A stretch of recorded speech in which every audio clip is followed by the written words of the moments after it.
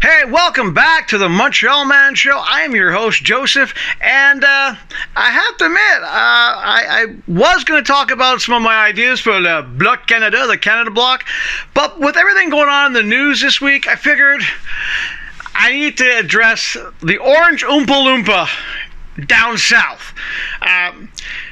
Certain comments were made by this, how can I put it this way, delusional politician, this convicted felon as of basically today, sentencing came through. So, Mr. Trump, I got some news for you. Look, I can wear a Canadian flag too. It makes me patriotic. You wear your flag all the time, right? Here in Canada, we don't need to do that right off the bat. Another thing you're forgetting, Mr. Trump, the last two times the U.S. tried to come to Canada, you should learn some history here, buddy. We burnt your White House. Maybe it's time for a third time. Just saying. If you don't know what I'm talking about, during the Revolutionary War, as you people down south called the War of Independence, that technically you only really won because the British were too busy fighting the French, you guys tried to invade Quebec. And didn't work. The War of 1812, which, after watching several videos of people in the States at university who don't know when the War of 1812 happened, we burnt it down again after you tried to invade us a second time. So keep in mind, too, you have to deal with Quebecers. We're not as easy as you might think we are.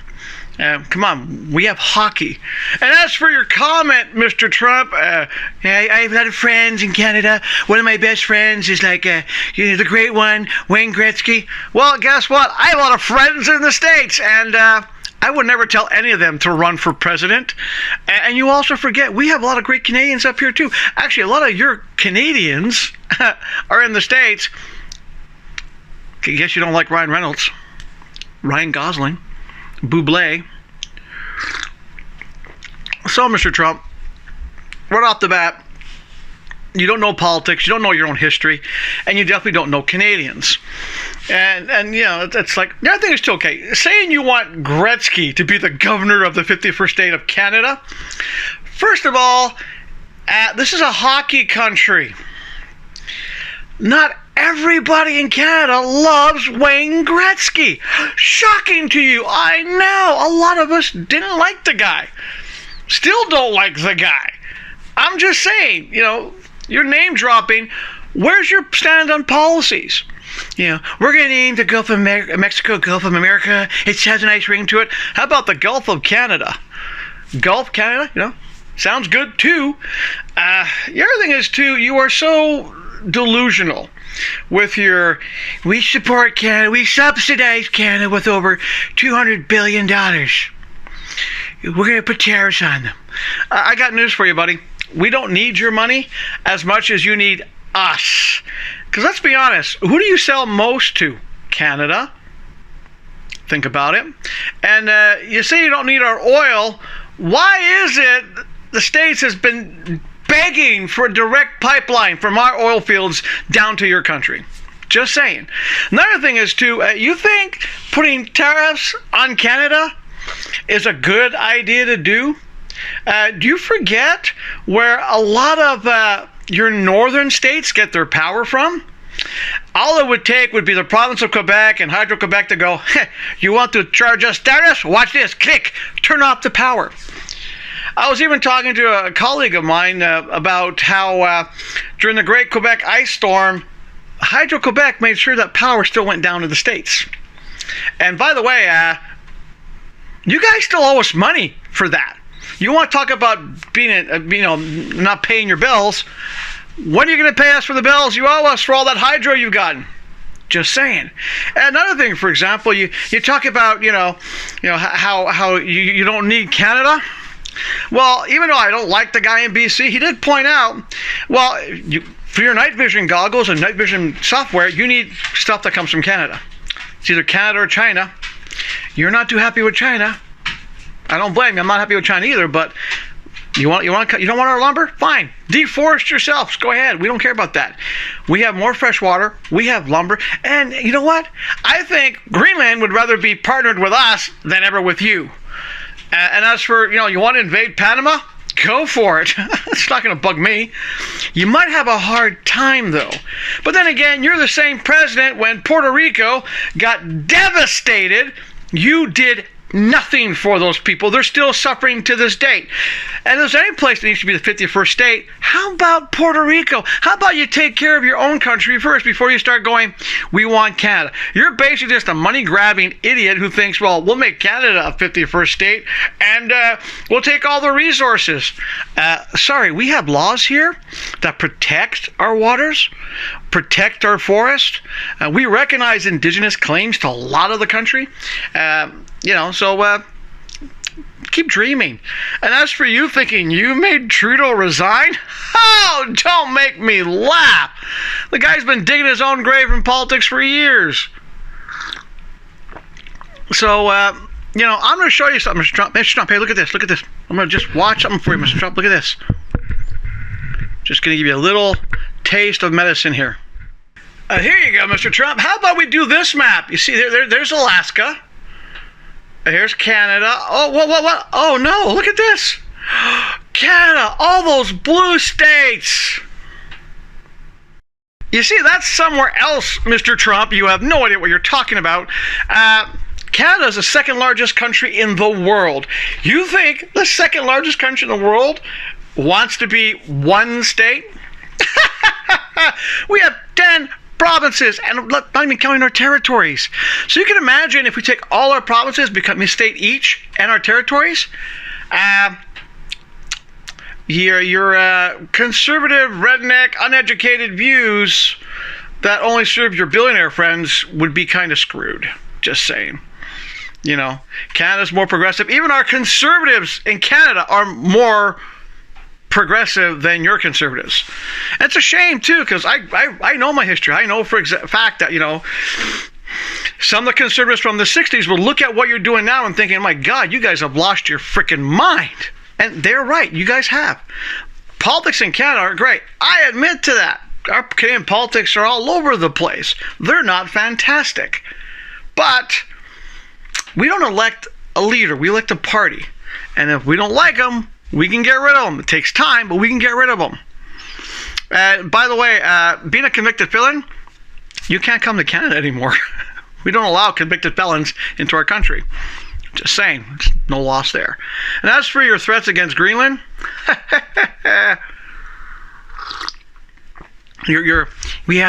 we subsidize Canada, we protect them. It's kind of funny. Because you think about the U.S. military and the Canadian military. Yeah, you got a massive military. Give you props for that. But they don't have the same reputation Canada has. Look at World War I. Go talk to anybody in World War I about Canada, especially the Germans. They will tell you. World War II, same thing. You ask people worldwide about the Canadian military, World War II, and they'll tell you something. People don't like pissing off the Canadian military. I wonder why. And by the way, here's a history fact for you. On D-Day, it was only the Canadian forces who actually made their objective on that first day. Actually, one of your forces got to the wrong beach. So you want to say our military is a joke? No, I think your hair, your face is a joke. I think your bizarre policies about American expansion is hilarious. That's a joke. And also, furthermore, I mean, you basically ran on fixing the economy, and you really want to basically make an economy that's going to crash if you do put tariffs on Canada. Think about it. You think Canadians are going to say, okay, we're going to pay like 60% tariff on your stuff? No way. We'll make our own here again. And if you think that, not working about the price of groceries in your own country, you don't want to buy our milk, that's fine. It'll make our milk here cheaper for us. Our milk quality is better anyway. You watch a lot of YouTube videos, which apparently I think you do, and you're probably one of those flat earthers too. If you watch those videos, you'll realize when people compare Canadian food to American food, Canadian food comes out on top. It's better. So just saying. Your food's cheaper in price. Yeah, I give you credit. But then again, you get what you pay for. So that's my little rant against Mr. Oompa Loompa dude, who's so delusional that can invade Canada take over Greenland. What's next? Why don't you just take over Mexico? Go for it. So that's it about that. Now, there's one other thing I want to address. There's this flat earther. I'm not sure if you people know about the final experiment that went on. It was basically, these flat earthers have been claiming for ages, you can't have a midnight sun in Antarctica because of the ice wall. Ice wall. So, yeah, there's that kind of weird stuff out there. But there's one guy who I think is probably the most delusional of all flat earthers, and they drag me.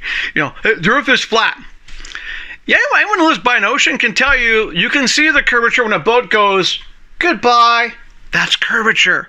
But this one guy, John Avery, I think it's John Avery or John Avery, this guy is so adamant that the earth is flat ever since he found Jesus that he goes, based on, you know, biblical cosmology, this is what it looks like. He's basically saying that based on the description of the Bible, this is what the earth looks like. Still doesn't work. But I'm going to put in a picture here. Just give me a second. So to this John Avery guy, this flat earth guy who's using the Bible as reference for what the earth should look like, do you know what this is? This is a depiction of what a biblical angel actually should look like. Think about it. Now, you want to talk about people who have no concept of logic, flat earthers, and of course, a certain politician down in the States. All right, so now let's get back onto the topic I want to talk about in reality, is about Canadian politics. That's why we're here for. That's what I'm here to rant about. It's going to be a little series of the Bloc Canada, the Canada Bloc series.